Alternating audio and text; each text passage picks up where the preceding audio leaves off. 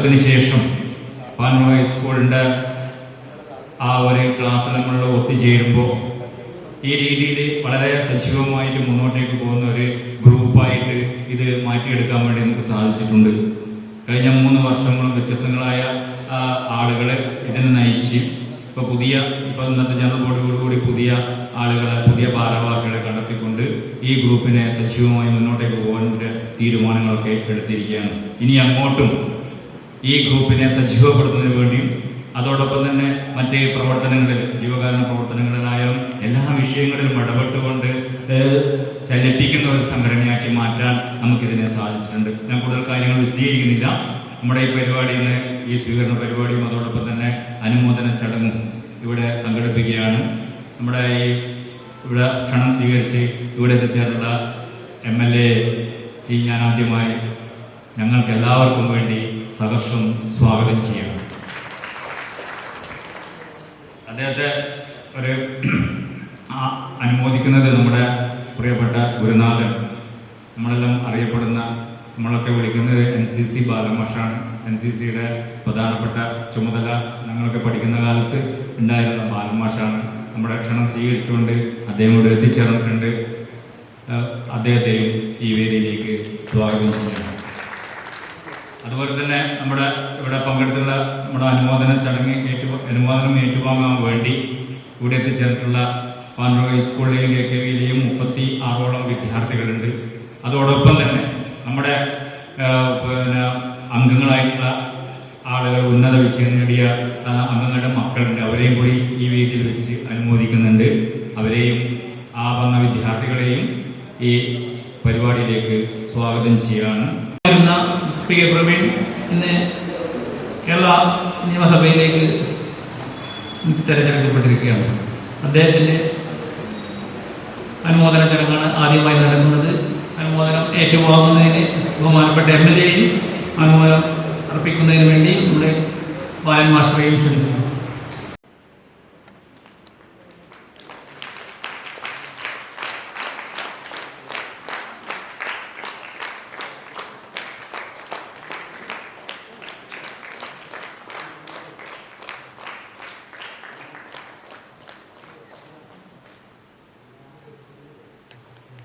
ഇന്ന് ഇവിടെ ആദരിക്കാൻ വേണ്ടി എത്തിച്ചേർന്ന വിദ്യാർത്ഥിനികളെ, രക്ഷിതാക്കളെ, 1985 ബാച്ചിൻ്റെ എനിക്ക് സ്വീകരണം തരുന്ന പരിപാടിയാണെന്ന് പറഞ്ഞത്. പരിപാടിയിലേക്ക് കയറി വരുമ്പോൾ തന്നെ ഇതുവരെ കാണാത്തൊരു ബഹുമാനം, അതെന്താണെന്ന് എനിക്ക് മനസ്സിലായിട്ടില്ല. ഒരു ജനപ്രതിനിധി എന്നത് നിങ്ങളാണ് തിരഞ്ഞെടുക്കുന്നത്. നിങ്ങൾ ജനപ്രതിനിധിയാണ്. ശരിക്കും നിങ്ങളെയാണ് വണങ്ങേണ്ടത്. പക്ഷെ നിങ്ങൾ ചെയ്യുന്നത് എന്തോ ഒരു വേർതിരിവ് കാണുന്നൊരവസ്ഥ നമുക്ക് കാണാൻ സാധിച്ചത്. സന്ദീപാണെങ്കിൽ ജയിച്ചു കഴിഞ്ഞാലും വിളിക്കാനൊരു മടി, പ്രോട്ടോകോൾ തെറ്റുമോ. സ്വബന്ധത്തിന് രാഷ്ട്രീയമെന്നോ മതമെന്നോ ഒന്നുമില്ലാതെ നമ്മളൊന്നാണ്. എനിക്കൊറ്റ ഇതാ വേണ്ടതോ, ഞാൻ പഴയ പ്രവീൺ തന്നെയാണ്. ഇത് തിരഞ്ഞെടുത്തതാണ്. ആ തിരഞ്ഞെടുത്തത് 5 വർഷത്തേക്കാണ്, ചിലപ്പോൾ അത് 3 വർഷമാകാം. ആ മാറ്റങ്ങളുണ്ട്. പക്ഷെ എന്നാലും ആ PK പ്രവീൺ എന്ന ആ സഹപാഠി തന്നെയാണ് ഞാൻ എപ്പോഴും നിങ്ങളോട് ഉണ്ടാവും. എന്നെ വിമർശിക്കാനും തെറ്റായ രീതിയിൽ പോകുമ്പോൾ ഉപദേശിച്ചുകൊണ്ട് നേരായ വഴിക്ക് പറയാനുള്ള ഏറ്റവും വലിയ ഉത്തരവാദിത്തമാണ് നിങ്ങൾക്കുള്ളത്. ആ ഉത്തരവാദിത്തമാണ് നിങ്ങൾ ചെയ്യേണ്ടത്. ഏതെല്ലാം വികസനം വേണം, ഏതെല്ലാം ക്ഷേമം വേണമെന്ന് അറിയപ്പെടുന്ന എല്ലാവർക്കും നല്ല തലയുള്ള ആൾക്കാരാണ് ഓരോ മേഖലയിൽ. അതനുസരിച്ച് പറയാൻ നിങ്ങൾക്ക് സാധിക്കും. അതാണ് എനിക്ക് ആവശ്യം. മമ്മൂനിൽ നിന്ന് കുറേയധികം അഭിപ്രായങ്ങളും കാര്യങ്ങളുണ്ടാവും. അതല്ലെങ്കിൽ എൻ്റെ ദിലീപിനെ സംബന്ധിച്ചിടത്തോളം ഇഷ്ടംപോലെ മുന്നിലിരിക്കുന്ന ഓരോരോ വ്യക്തികൾക്കും ഓരോരോ കാര്യങ്ങളുണ്ടാവും. അത് വികസനത്തിലൂടെ നടപ്പിലാക്കാൻ എൻ്റെ കൂടെ ഒരുമിച്ച് നിൽക്കണമെന്നൊരാഗ്രഹം മാത്രമേ ഉള്ളൂ. ഈ തെരഞ്ഞെടുപ്പിനെ സംബന്ധിച്ചിടത്തോളം ഏറ്റവും വാശിയേറിയ തെരഞ്ഞെടുപ്പായിരുന്നു ഇത്. രാഷ്ട്രീയത്തിന് അതീതമായി, ജാതിമതത്തിന് അതീതമായി, സൗഹൃദ ബന്ധത്തിനും സ്നേഹബന്ധത്തിനും ഏറ്റവും വലിയ പങ്കുണ്ട് എൻ്റെ വിജയത്തിൽ നിന്ന് തെളിയിച്ചൊരു തെരഞ്ഞെടുപ്പാണിത്. സൗഹൃദ കൂട്ടായ്മ സുഹൃബന്ധത്തിൻ്റെ അടിസ്ഥാനത്തിലായിരുന്നു ചിലപ്പോൾ എൻ്റെ ഭൂരിപക്ഷം പോലും നിശ്ചയിച്ചിരിക്കുന്നത്. കാരണം നിങ്ങളുടെ എല്ലാം പിന്തുണ എനിക്ക് ലഭിച്ചിരുന്ന് ചിലപ്പോൾ വേദിയിൽ എനിക്കെതിരെ പരസ്യമായി പ്രവർത്തിക്കുകയും രഹസ്യമായി വോട്ട് ചെയ്താലും ചിലപ്പോൾ വേദിയിലുണ്ടാവും. പേരെടുത്ത് പറയുന്നില്ല. ചിലപ്പോൾ രാഷ്ട്രീയപരമായിട്ട് നടപടി എടുത്തു കഴിഞ്ഞാൽ അയാൾ പുറത്തു പോകേണ്ടി വരും. അങ്ങനെയുള്ള ആളുകളും ഉണ്ടാവും. 2-3 ആളുണ്ട്. ഒരാളെന്ന് പറയുന്നില്ല, ആരാന്ന് പറയുന്നില്ല, കാരണം അത് രാഷ്ട്രീയത്തിൻ്റെ ഇതിലേക്ക് മാറും. കൈലാസെ ജബ്ബാറൊന്നും എടുത്തിട്ടില്ലല്ലോ, അത് പിന്നെ ഒരു ചർച്ചയിലേക്ക് പോകും. പിന്നെ അങ്ങനത്തെ ഒരു സൗഹൃദം ഉണ്ടാക്കാൻ സാധിച്ചിട്ടുണ്ട്. അത് ഏറ്റവും നല്ല വിജയത്തിലേക്ക് നയിക്കാനും സാധിച്ചിട്ടുണ്ട്. അതുകൊണ്ട് നമുക്ക് ഒരുമിച്ച് ചേർത്ത് പിടിച്ചുകൊണ്ട് തന്നെ നമുക്ക് മുമ്പോട്ട് പോകാൻ. പക്ഷെ തെറ്റ് കണ്ടാൽ തെറ്റാണെന്ന് ചൂണ്ടിക്കാണിക്കാൻ ചിലപ്പോൾ എൻ്റെ കൂടെയുള്ള പാർട്ടിക്കാർ ചിലപ്പോൾ അത് പറയില്ല, എതിർ പാർട്ടിക്കാർ അത് വിമർശിക്കാനാണ് നോക്കും. പക്ഷെ ചൂണ്ടിക്കാണിക്കാൻ സുഹൃത്തുക്കൾ മാത്രമേ ഉണ്ടാവൂ. എനിക്കറിയാം അത് ഏത് രീതിയിലും അത് നിങ്ങളെടുത്തത് ആവശ്യപ്പെടുക. നിർബന്ധമായിട്ടും എനിക്ക് നിങ്ങളതിൻ്റെ ആ പിന്തുണ തരണം. കൂടുതലായി ഒന്നും സംസാരിക്കുന്നതിന് എൻ്റെ ഗുരുനാഥ് ബാലമാഷയുണ്ട്. ബാലമാഷയെ സംബന്ധിച്ചിടത്തോളം കാലഘട്ടത്തിൽ ബാലമാഷ അടിക്കും, നല്ല അടി കിട്ടും. ബാലമാഷയിൽ നല്ല അടിച്ച് മാത്സ് പഠിപ്പിക്കും, നല്ല ഭയങ്കര അടിയും പിടിച്ചിട്ട്. അന്ന് NCC ബാലമാഷ എന്ന് പറയുമ്പോഴത്തേക്ക് ക്ലാസ്സിലേക്ക് പോകുന്ന ആളായിരിക്കും. അവിടെയാണ് ഇന്നത്തെ വിദ്യാർത്ഥികളും പഴയ വിദ്യാർത്ഥികളും തമ്മിലുള്ള വ്യത്യാസം. ഇന്ന് മാഷ് വടിയെടുത്ത് വരുന്നുണ്ടെങ്കിൽ വടിയെടുക്കാൻ പാടില്ല, എടുത്തു കഴിഞ്ഞാൽ അത് കുറ്റമാണ്. മനുഷ്യാവകാശം, ബാലാവകാശം, PTA, രാഷ്ട്രീയ പാർട്ടികൾ, വിദ്യാർത്ഥി സംഘടന എല്ലാം എതിരാണ്.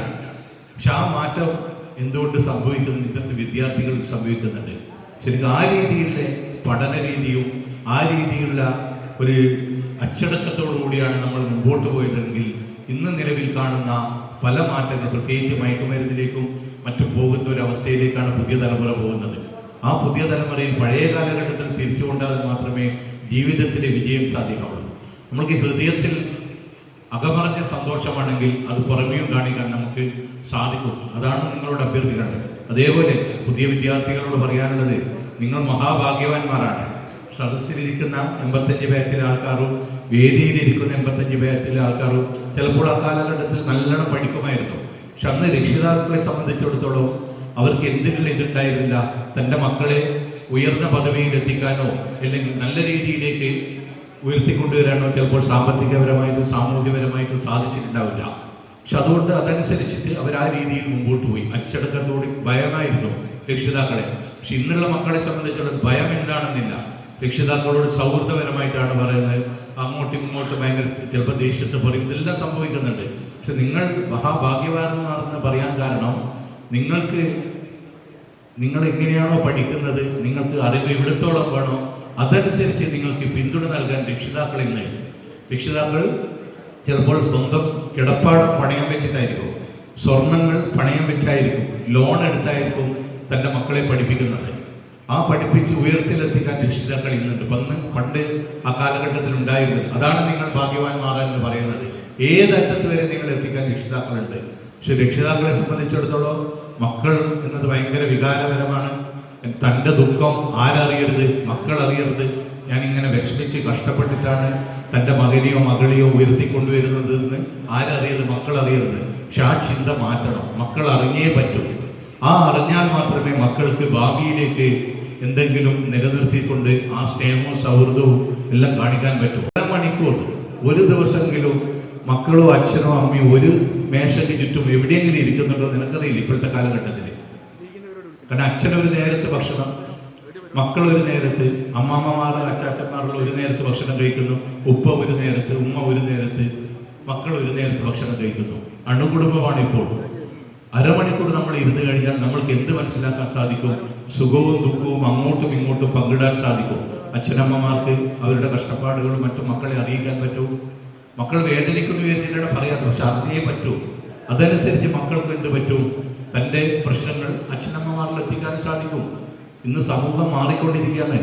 പുതിയൊരു മയക്കുമരുന്ന് എന്ന രീതിയിലേക്കെല്ലാം പുതിയ തലമുറകൾ മാറിക്കൊണ്ടിരിക്കുമ്പോൾ അമ്മയോട് തീഷ്ണമായ കണ്ണിൽ മക്കളുടെ കണ്ണുകളിലേക്ക് നോക്കിക്കഴിഞ്ഞാൽ മനസ്സിലാക്കാൻ സാധിക്കും എന്ത് തൻ്റെ മക്കൾക്ക്, മകനോ മകൾക്കോ എന്തോ സംഭവിച്ചുകൊണ്ടിരിക്കുന്നുണ്ട് മനസ്സിലാക്കാൻ സാധിക്കും. ആ രീതിയിലേക്ക് മാറ്റാൻ ഒരു കൂടിച്ചേരൽ എപ്പോഴും അത്യാവശ്യമാണ്. ഇന്ന് മക്കളെ സംബന്ധിച്ചിടത്തോളം മക്കൾ ചിലപ്പോൾ ബാംഗ്ലൂർ അല്ലെങ്കിൽ ചെന്നൈ പോലെ പല സ്ഥലത്തായിരിക്കും. പക്ഷെ എന്നാലും രക്ഷിതാക്കൾ ഇടയ്ക്ക് അവരെ സന്ദർശിച്ചുകൊണ്ട് അവരുടെ പ്രശ്നങ്ങൾ മനസ്സിലാക്കാൻ ശ്രമിക്കണം എന്നുള്ളൊരു അഭ്യർത്ഥനയാണ്. ആ രീതിയിൽ പോയാൽ മാത്രമേ പഴയ കാലഘട്ടത്തിലേക്ക് നമ്മുടെ കുടുംബ ബന്ധങ്ങളെ ഊട്ടി ഉറപ്പിക്കാനും മക്കളെ സംരക്ഷിച്ച് മുന്നോട്ട് കൊണ്ടുപോകാനും മക്കൾക്ക് ഒരു തോന്നലുണ്ടാവും. ഞാൻ വലുതായി കഴിഞ്ഞാൽ ഇത്ര കഷ്ടപ്പെട്ടിട്ടാണ് എൻ്റെ രക്ഷിതാക്കൾ എന്നെ വളർത്തിക്കൊണ്ടുവന്നത്, അതിന് പരിഹാരമായി ഞാൻ വലുതായാൽ അവരെ സംരക്ഷിക്കാൻ ഞാൻ ഉണ്ടാവുമെന്ന് മാനസികമായി ഉറപ്പുവരുത്താനും സാധിക്കുന്ന ഒരു സഹായമായി അത് മാറും എന്ന് മാത്രം പറഞ്ഞുകൊണ്ട് ഇനിയും നിങ്ങൾ ഉന്നതിയിലെത്തിക്കാനുള്ള ശ്രമം നടത്തണം, ഉന്നത വിജയം നേടണം. പക്ഷെ ഏത് ഉന്നതിയിലെത്തിക്കഴിഞ്ഞാലും നിങ്ങൾ രക്ഷിതാക്കളെ മറന്നുകൊണ്ടും നിങ്ങളാക്കിയ ഗുരുജനങ്ങളെ മറന്നുകൊണ്ടും ഈ സമൂഹത്തെ മറന്നുകൊണ്ടും ഒരിക്കലും പ്രവർത്തിക്കരുത്. ഈ നാടിൻ്റെ വികസനത്തിനും ക്ഷേമത്തിനും സാമൂഹ്യ സേവനത്തിനും നിങ്ങളുടേതായ പങ്ക് വഹിക്കണമെന്ന് മാത്രം പറഞ്ഞുകൊണ്ടും നിങ്ങളിവിടെ എനിക്ക് തന്ന ഊഷ്മളമായ സ്വീകരണത്തിന് നന്ദി രേഖപ്പെടുത്തുന്നതോടൊപ്പം ഞാൻ ഒന്നുകൂടി ഓർമ്മിക്കുന്നത്, ഞാൻ MLA എന്ന പദവി മാത്രമാണ്, ഞാൻ PK പ്രവീൺ എന്ന ആൾ തന്നെയാണ്, ആ ആളിൽ ഒരു മാറ്റവുമില്ല എന്ന് പറഞ്ഞുകൊണ്ട് ഈ എല്ലാവിധ ആശംസകളും അറിയിച്ചുകൊണ്ട് ഞാൻ നിർത്തുന്നു. സദസ്സിലിരിക്കുന്ന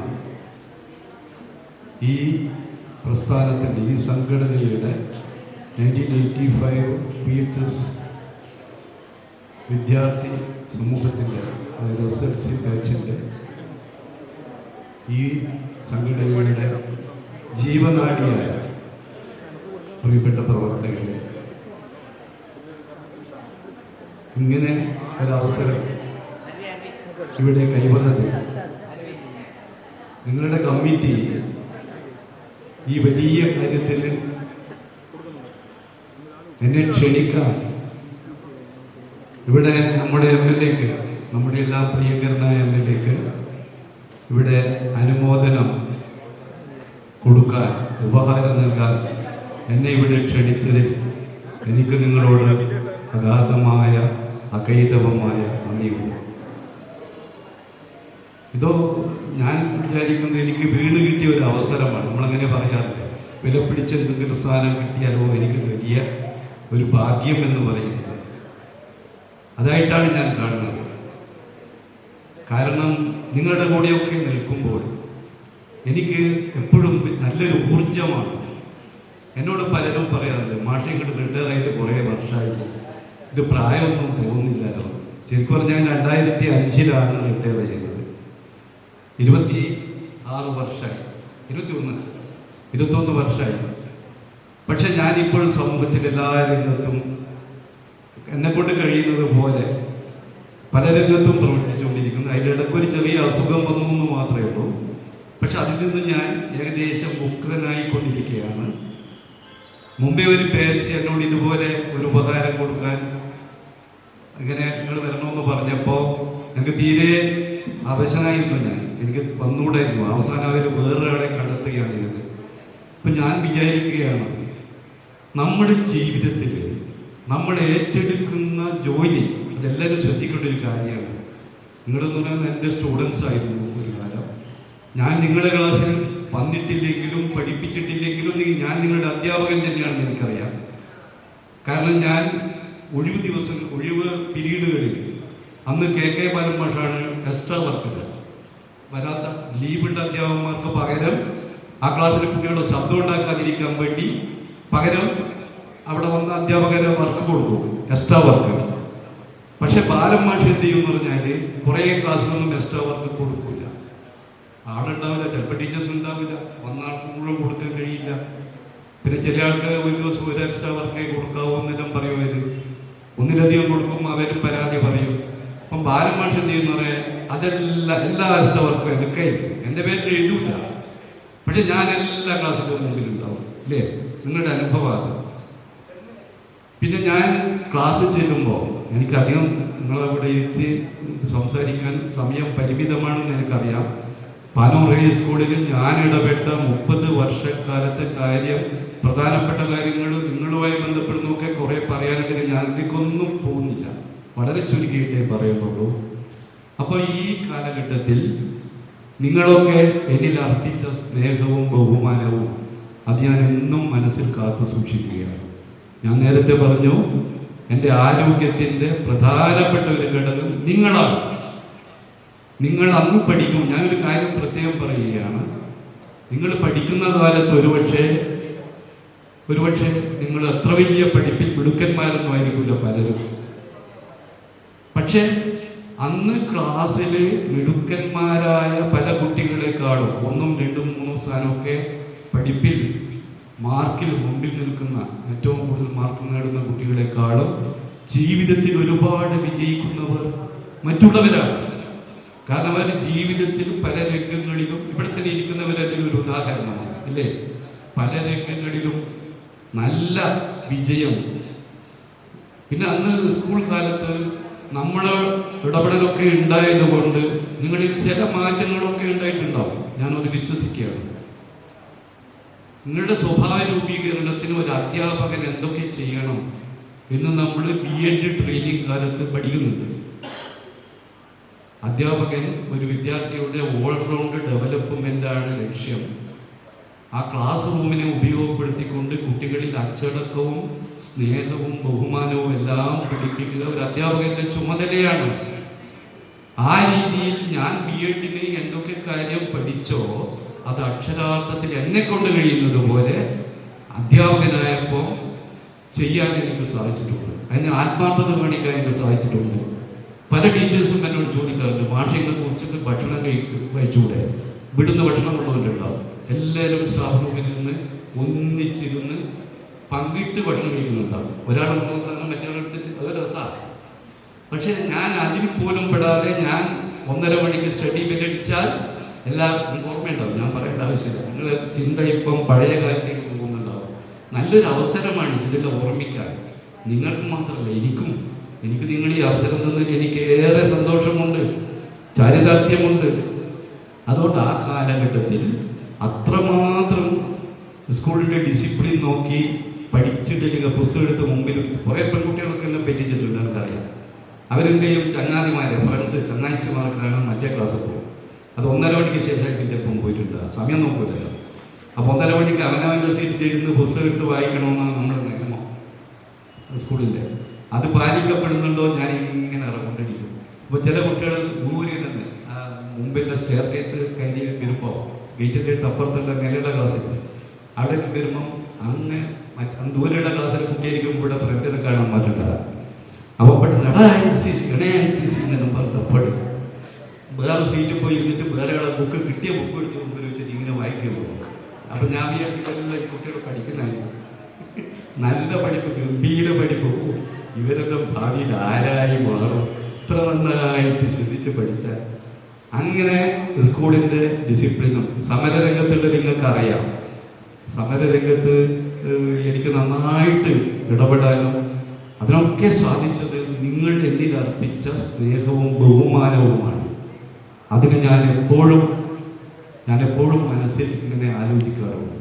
പാനൂർ ഹൈസ്കൂളാണ് എന്നെ ഞാനാക്കി മാറ്റിയത്. ഇന്ന് ഞാൻ സമൂഹത്തിൽ പല രംഗങ്ങളിലും ചെറിയ തോതിലെങ്കിലും പ്രവർത്തിക്കാൻ എനിക്ക് കഴിയുന്നുണ്ടെങ്കിൽ വായനശാലയുടെ രംഗത്ത്, പെൻഷൻ സംഘടന, സമൂഹത്തിലെ എല്ലാ രംഗത്തും പ്രവർത്തിക്കാൻ എനിക്ക് സാധിക്കുന്നെങ്കിൽ എന്നെ ഞാനാക്കിയത് നിങ്ങളൊക്കെ പറയുന്ന പോലെ നിങ്ങളെ നിങ്ങളാക്കി മാറ്റിയത് പാനൂർ ഹൈസ്കൂളാണെന്ന് നിങ്ങൾ പറയുന്നുണ്ടാകും. ഞാൻ പറയുന്നു ഇന്നത്തെ ഞാനാക്കി മാറ്റിയത് ഒരു പ്രധാന ഘടകം പാനൂർ ഹൈസ്കൂളിലുണ്ട്. ഓർമ്മ 85 1985 പാനൂർ ഹൈസ്കൂളിൽ നിന്നും SSLC പരീക്ഷ എഴുതിയവരുടെ കൂട്ടായ്മ ഞങ്ങളുടെ 4ാമത് വാർഷിക ജനറൽ ബോഡിയാണ് ഇന്ന് ഇവിടെ നടന്നുകൊണ്ടിരിക്കുന്നത്. ആ ജനറൽ ബോഡി യോഗത്തിൽ വെച്ചിട്ട് വാർഷികാഘോഷം കൂടിയാണ്. SSLCയിലും +2ലും ഉന്നത വിജയം നേടിയ വിദ്യാർത്ഥിനികളെ അനുമോദിക്കുന്ന ഒരു ചടങ്ങാണ് ഇന്നിവിടെ ഇപ്പോൾ നടന്നുകൊണ്ടിരിക്കുന്നത്. നേരത്തെ നമ്മുടെ പ്രിയപ്പെട്ട MLA ശ്രീ PK പ്രവീൺ സൂചിപ്പിച്ചതുപോലെ ഇന്നത്തെ കുട്ടികൾ, ഇന്നത്തെ വിദ്യാർത്ഥിനികൾ ഭാഗ്യവാന്മാരാണ്. നിങ്ങൾക്ക് ഇന്നത്തെ ഈ ഒരു കാലഘട്ടത്തിൽ പഠന നിലവാരം ഉയർത്താനും ഏത് കോഴ്സ് നിങ്ങൾക്ക് പഠിക്കാനും ഉള്ള ഒരു സാഹചര്യം വന്നിരിക്കുന്ന ഒരു കാലഘട്ടമാണ്. ഞങ്ങളുടെയൊക്കെ ബാച്ചിലൊക്കെ വരുമ്പോൾ അന്നൊന്നും ഇത്ര സൗകര്യങ്ങളില്ലായിരുന്നില്ല. പക്ഷെ ഇന്ന് നേരത്തെ MLA സൂചിപ്പിച്ചതുപോലെ വീട് പണയം വെച്ചിട്ടോ അല്ലെങ്കിൽ സ്വർണം പണയം വെച്ചിട്ടോ എത്ര ഉന്നത തലത്തിലുള്ള വിദ്യാഭ്യാസം കുട്ടികൾക്ക് നേടിക്കൊടുക്കാൻ ഇന്ന് രക്ഷിതാക്കൾ തയ്യാറാകുന്ന ഒരു കാലഘട്ടമാണ്. അതുപോലെ തന്നെ വിദ്യാർത്ഥികളൊക്കെ ഇന്ന് ഉന്നത വിദ്യാഭ്യാസത്തിന് വേണ്ടിയിട്ട് അവരുടെ ഏത് മേഖല തിരഞ്ഞെടുക്കാനും അവർക്ക് ഓരോരുത്തർക്കും സ്വതന്ത്രമായ കാഴ്ചപ്പാടുള്ള ഒരു കാലഘട്ടത്തിലാണ് നമ്മൾ ജീവിച്ചുകൊണ്ടിരിക്കുന്നത്. ആ ഒരു കുട്ടികളെ 985 SSLC ബാച്ച് അനുമോദിക്കുന്നു. അവരെയൊക്കെ വിളിച്ചു വരുത്തി അവർക്കൊക്കെ ആശംസകൾ അറിയിക്കുക എന്നതാണ് ഞങ്ങളുടെ കർത്തവ്യം. ഞങ്ങളെ 1985 SSLC ബാച്ചിനെ സംബന്ധിച്ചിടത്തോളം ഞങ്ങൾ ഈ SSLC ബാച്ച് പൂർവ്വ വിദ്യാർത്ഥികളുടെ കൂട്ടായ്മ മാത്രമല്ല, സമൂഹത്തിൽ ഒരുപാട് കാര്യങ്ങൾ ചെയ്യാൻ അതിൽ താല്പര്യരായ ആളുകളെ കൊണ്ട് പല കാര്യങ്ങളും സമൂഹത്തിന് വേണ്ടി നടത്താനുള്ള തീരുമാനവും ഞങ്ങൾ നടത്തിയിട്ടുണ്ട്. പല കാര്യങ്ങൾ, ജീവകാരുണ്യ പ്രവർത്തനങ്ങൾ നമ്മുടെ നാട്ടിൽ ഒരുപാട് ആളുകൾ കഷ്ടപ്പെടുന്നുണ്ട്, ഒരുപാട് ആളുകൾ രോഗികളാകുന്നുണ്ട്. ഇന്ന് നമുക്കറിയാം, ഇന്ന് ക്യാൻസർ എന്നൊക്കെ പറയുന്നത് ഒരു പനി പോലെയാണ്. ഇന്ന് എല്ലാ സ്ഥലത്തും പകർച്ചവ്യാധികളും അതുപോലെ തന്നെ രോഗങ്ങളിൽ കഷ്ടപ്പെടുന്ന ഒരുപാട് ആളുകളുണ്ട്. അവർക്കൊക്കെ കൈത്താങ്ങാങ്ങിയിട്ട് അവർക്കൊക്കെ വേണ്ട സഹായ സഹകരണങ്ങൾ ചെയ്തു കൊടുക്കുക, അങ്ങനെ ജീവകാരുണ്യ പ്രവർത്തനങ്ങളിൽ കൂടി ഞങ്ങളുടെ ശ്രദ്ധ കേന്ദ്രീകരിച്ചുകൊണ്ട് ഞങ്ങൾ ഒരുപാട് പ്രവർത്തനങ്ങൾ കഴിഞ്ഞ 2 വർഷമായിട്ട് നടത്തിക്കൊണ്ടിരിക്കുന്നുണ്ട്. അപ്പോൾ വിദ്യാഭ്യാസ തലത്തിലും അതുപോലെ ജീവകാരുണ്യ പ്രവർത്തനത്തിലും എല്ലാ തലത്തിലും ഈ ഓർമ്മ 85 എന്ന ബാച്ച് എന്ന സംഘടന വളരെ വ്യത്യസ്തമായ പരിപാടികൾ ആവിഷ്കരിച്ച് നടപ്പിലാക്കിക്കൊണ്ടിരിക്കുകയാണ്. അതുകൊണ്ട് ഞങ്ങളെ സംബന്ധിച്ചിടത്തോളം ഈ ഇന്നിവിടെ എത്തിച്ചേർന്നിരിക്കുന്ന എല്ലാ മിടുക്കന്മാരെയും മിടുക്കികളെയും എല്ലാവരെയും ഒരിക്കൽ കൂടി അഭിനന്ദിക്കുന്നു. ഈ ചടങ്ങിൽ എത്തിച്ചേർന്ന എല്ലാവർക്കും സ്വാഗതാശംസകൾ നേർന്നുകൊണ്ട് ഈ ചടങ്ങിൽ പങ്കെടുക്കുന്ന എല്ലാ വിദ്യാർത്ഥികൾക്കും വിദ്യാർത്ഥിനികൾക്കും ഉയരങ്ങളിലെത്തട്ടെ എന്ന് മാത്രം ആശംസിക്കുകയാണ്. ഞങ്ങളെ സംബന്ധിച്ചിടത്തോളം ഞങ്ങളുടെ കൂട്ടത്തിലുള്ള ഒരാൾ, ഞങ്ങളുടെ സഹപാഠി PK പ്രവീൺ ഇന്ന് MLA ആയിട്ട് ഉയർന്നു വന്നിരിക്കുകയാണ്. ഞങ്ങളെ സംബന്ധിച്ചിടത്തോളം ഞങ്ങളുടെ സഹപാഠി ഉന്നത നിലയിലെത്തിയിട്ടുള്ള ആഹ്ലാദവും ഞങ്ങൾ ഈ സമയത്ത് പങ്കുവെക്കുകയാണ്. അതുകൊണ്ട് പ്രവീണിനുള്ള ഒരു അനുമോദനവും കൂടിയിട്ടാണ് ഞങ്ങൾ ഈ ചടങ്ങ് മാറ്റിയിട്ടുള്ളത്. പ്രവീണിനെ ആദരിച്ചത് ഞങ്ങൾക്ക് ഏറ്റവും പ്രിയപ്പെട്ട NCC ബാലന്മാഷാണ്. ബാലന്മാഷിന്റെ സാന്നിധ്യവും ഞങ്ങൾക്ക് ഏറ്റവും ആശ്വാസകരമാണ്. അദ്ദേഹത്തെയും ബാലന്മാഷക്ക് എല്ലാവിധ ആരോഗ്യ സൗഖ്യങ്ങളും നേർന്നുകൊണ്ട് എല്ലാവർക്കും ഒരിക്കൽ കൂടി ആശംസകൾ നേർന്നുകൊണ്ട് നിർത്തുന്നു. നന്ദി, നമസ്കാരം, വന്ദേമാതരം.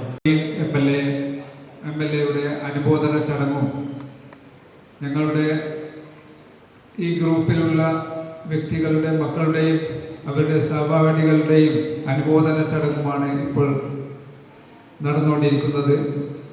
ഈ പരിപാടിയിൽ പങ്കെടുത്ത മുഴുവൻ ആൾക്കാരെയും ഞാൻ ആശംസ അറിയിക്കുകയാണ്. അതേപോലെ ഇവിടെ നമ്മുടെ അധ്യാപകൻ പ്രവീണിനെ അനുമോദിക്കുവാൻ വേണ്ടി ഇവിടെ നമുക്ക് കിട്ടിയ നമ്മുടെ അതിഥി, നമ്മുടെ എല്ലാം അധ്യാപകനായ NCC ബാലൻ മാസ്റ്റർ. നമ്മളൊക്കെ പഠിക്കുന്ന കാലത്ത് അദ്ദേഹത്തെ ആ യൂണിഫോമിൽ കാണുമ്പോൾ ഒരു പട്ടാളക്കാരനെ കാണുന്ന ഒരു ലുക്കായിരുന്നു അദ്ദേഹത്തെ നമ്മൾക്ക് കാണുമ്പോൾ. വളരെയധികം നമ്മുടെ സ്കൂളിൽ ഏറ്റവും അധികം എല്ലാവരും ശ്രദ്ധിക്കുന്ന ഒരു അധ്യാപകൻ കൂടിയായിരുന്നു അദ്ദേഹം. അദ്ദേഹത്തെ തന്നെ നമുക്ക് ഈ പരിപാടിക്ക് കിട്ടിയതിൽ വളരെയധികം സന്തോഷമുണ്ട്. ഞാൻ കൂടുതലൊന്നും സംസാരിച്ച് സമയം കളയുന്നില്ല. ഈ പരിപാടിക്ക് എല്ലാവിധ ആശംസകളും അറിയിച്ചുകൊണ്ട് ഞാൻ നിർത്തുന്നു. ജയ് ഹിന്ദ്. തുടങ്ങി അലി തുടങ്ങി വേദിയിലും സദസ്സിലുമുള്ള പ്രിയപ്പെട്ട സുഹൃത്തുക്കളെ, ഇന്ന് അനുമോദനം അറിയിക്കുന്ന വിദ്യാർത്ഥികളെ, രക്ഷിതാക്കളെ, പ്രിയപ്പെട്ട സഹപാഠികൾ, നമ്മളെയൊക്കെ കാലഘട്ടത്തിൽ SSLC എന്നത് ഒരു വലിയൊരു കടമ്പയായിരുന്നു. മിക്കവാറും പകുതിയിലധികം പേര് തോക്കും. പിന്നെ മാത്രമല്ല, നമുക്കൊന്നും ഒരു ജീവിത ലക്ഷ്യം എന്താണെന്നുള്ള ഒരു കാഴ്ചപ്പാടുണ്ടായിരുന്നില്ല പഠനകാലഘട്ടത്തിൽ. എങ്ങോട്ട് പഠിക്കണം, എങ്ങനെ പഠിക്കണം എന്നൊന്നും അറിയില്ലായിരുന്നു. ഞാനൊക്കെ പഠിക്കുന്ന കാലഘട്ടത്തിൽ ഞാനെല്ലാം മിക്കവാറും ആളുകൾ തൊഴിൽ ചെയ്താണ് പലരും ജീവിതമാർഗം കണ്ടെത്തി. ഞാൻ SSLC പഠിക്കുന്ന കാലത്ത് തെങ്ങുകയറ്റത്തിനൊക്കെ പോകാറുണ്ട്, കരിങ്കല്ല് പൊട്ടിക്കാൻ പോകാറുണ്ട്, മണ്ണിൽ കൃഷിപ്പണിക്ക് പോകാറുണ്ട്. അന്നത്തെ ജീവിത സാഹചര്യം അങ്ങനെയാണ്. വളരെ പരിമിതമായ സമയം, കട്ടപ്പുരകളാണ് നമ്മുടെ മിക്കവാറും ആളുകളുടെ വീടുകൾ അക്കാലത്ത്. ചുരുക്കം ആളുകളുണ്ടാവും നല്ല രീതിയിൽ ജീവിച്ച ആളുകൾ. പക്ഷേ ഭൂരിഭാഗം ആളുകളും ജീവിത സാഹചര്യം അത്രയും പരിമിതമായിരുന്നു. പക്ഷേ യാതൊരു ലക്ഷ്യബോധമില്ലാതെ നമ്മുടെ പഠനം മുന്നോട്ട് പോകും. ഞാൻ SSLCക്ക് 348 മാർക്കായിരുന്നു എനിക്ക്. +2 എല്ലാ കോളേജിലേക്കും അപേക്ഷ കൊടുത്തു. +2 അന്ന് പി ഡിഗ്രിയാണ്. ഞാൻ ആദ്യ ലെറ്റർ വന്ന് മണപ്പള്ളി കോളേജിൽ പോയി പി ഡിഗ്രി ചേർന്നു. ഡിഗ്രിക്ക് അത് കഴിഞ്ഞ് ഡിഗ്രി എന്ത് പഠിക്കണമെന്നറിയില്ല, മലയാളം കിട്ടി, മലയാളത്തിൽ പോയി. MA വീണ്ടും മലയാളത്തിന് കിട്ടി. ബ്രഹ്മൻ കോളേജിൽ മലയാളത്തിന് പോയി. B.Ed കഴിഞ്ഞു. B.Ed ഗാന്ധി യൂണിവേഴ്സിറ്റിയിൽ B.Ed കൊടുത്തു. B.Ed കിട്ടി. അത് കഴിഞ്ഞ് ഞാൻ B.Ed കോളേജിൽ അധ്യാപകനായിട്ട് പിന്നീട് ഞാൻ ചെയ്തത് പോലീസ് ഡിപ്പാർട്ട്മെന്റിനകത്ത് ഒരു പോലീസ് കോൺസ്റ്റബിളായിട്ട് സർവീസ് കയറി.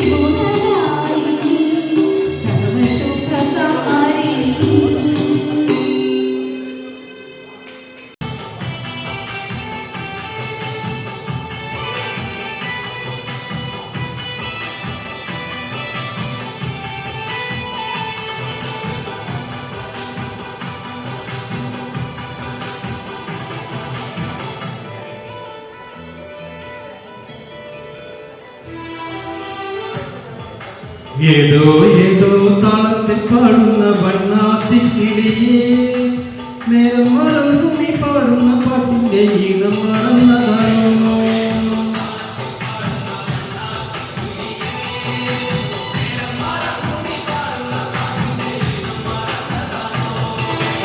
നേരം നീട്ടി തനിച്ചിരുന്നിട്ട് പാടുന്ന പെൺകിളിയേ ഉടനയം നീ മറന്നതോ ഇണയ തിരഞ്ഞതാണോ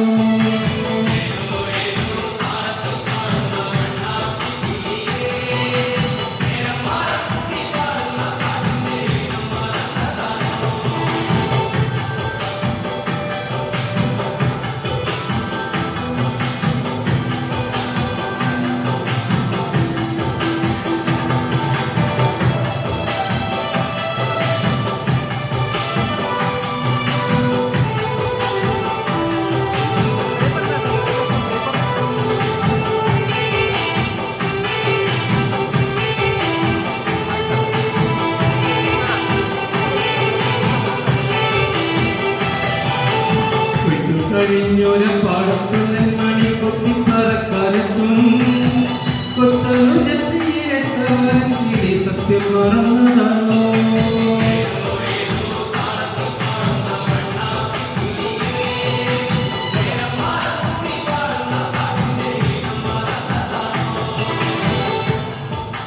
നാടുതകി പറങ്ങും മണി എന്ന കൂട്ടം പിഴച്ചതാണോ നാട്ടുപ്രമാണി മറന്നു വിരിച്ച വലയിൽ കൂടുന്നതാണോ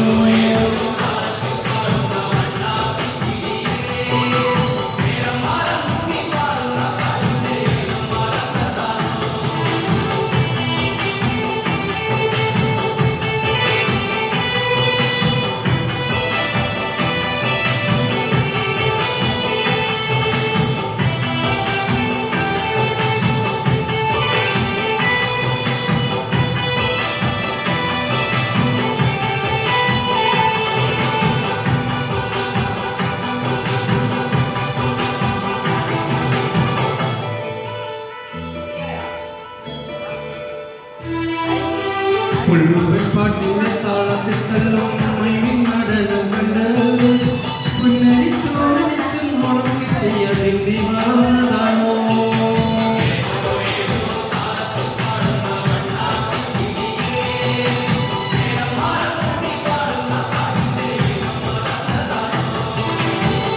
നഗരവും കണ്ണിയ നേരത്തെ കൂടു മറന്നതാണോ കൂടുവിട്ടോടിത്തളർന്ന വഴികത്തിൽ ക്ഷണിത്തുറന്നുടനോ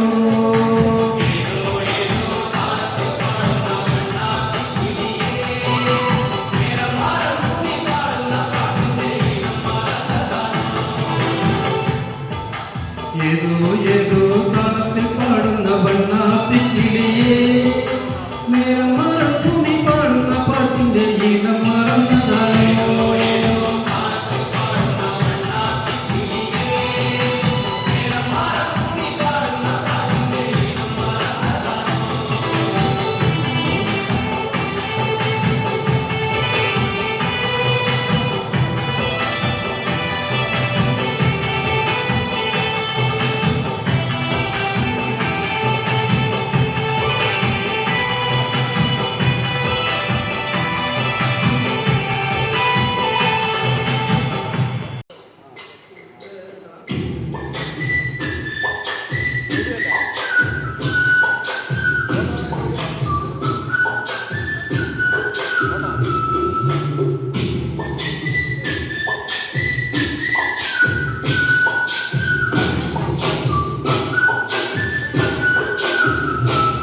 പണ്ട് പാടവരത്തിലൂടെ ഒരു ഓലപ്പുഴയും എടുത്ത് ചെറുനാൾ നടന്നൊരു കാല് തന്നോടി നടന്നൊരു പെണ്ണെ കയ്യിൽ കരിമളയിട്ട് കണ്ണിൽ മഷി കൊണ്ടുവരച്ച് പിന്നെ വാമൂടിയൊക്കെ വിരിച്ച് നല്ല ചേരുള്ള പാവാടയിട്ട് ആ തൊട്ടൊരത്തുള്ളൊരു കൈതൊലക്കൂട്ടത്തിനോടൊപ്പം മരത്തിൻ ചൊത്തിലിരിക്കണ തെരിക്കു ചാത്തുവാൻ പെണ്ണെ പൂകൾ കൊണ്ടുപോയോ പണ്ട് പാടവരത്തിലൂടെ ഒരു ഓലപ്പുഴയും എടുത്ത് ചെറുനാൾ നടന്നൊരു കാല് തന്നോടി നടന്നൊരു പെണ്ണെ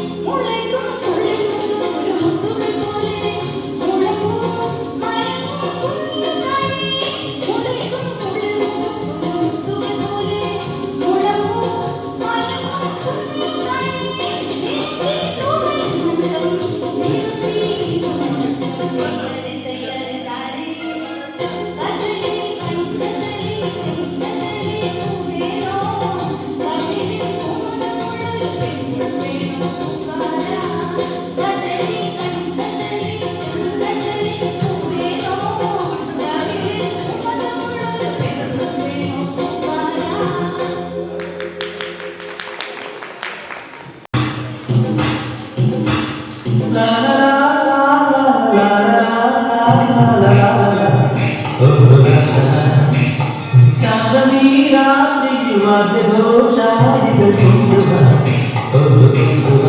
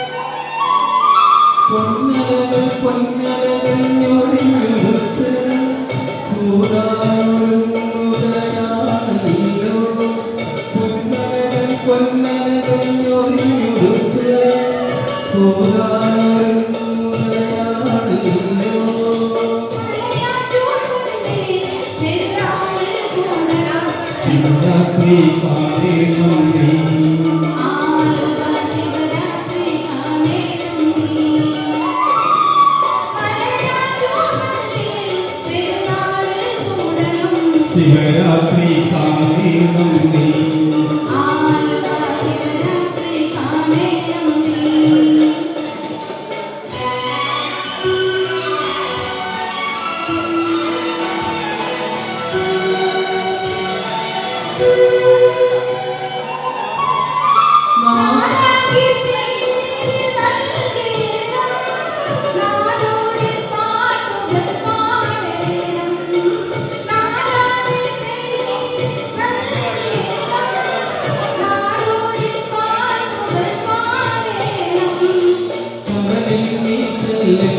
കാമുകനെ കാണണം കല്യാണമറിയിക്കണം നിന്നെ കല്യാണമറിയിക്കണം കടലിൽ നീ ചെല്ലണം കാമുകനെ കാണണം കല്യാണമറിയിക്കണം നിന്നെ കല്യാണമറിയിക്കണം പെരിയാറേ പെരിയാറേ അവതാരയുടെ കണ്ണീരേ കുളിരും കൊണ്ടുപോകും മലയാളി പെണ്ണാണ് ഒരു മലയാളി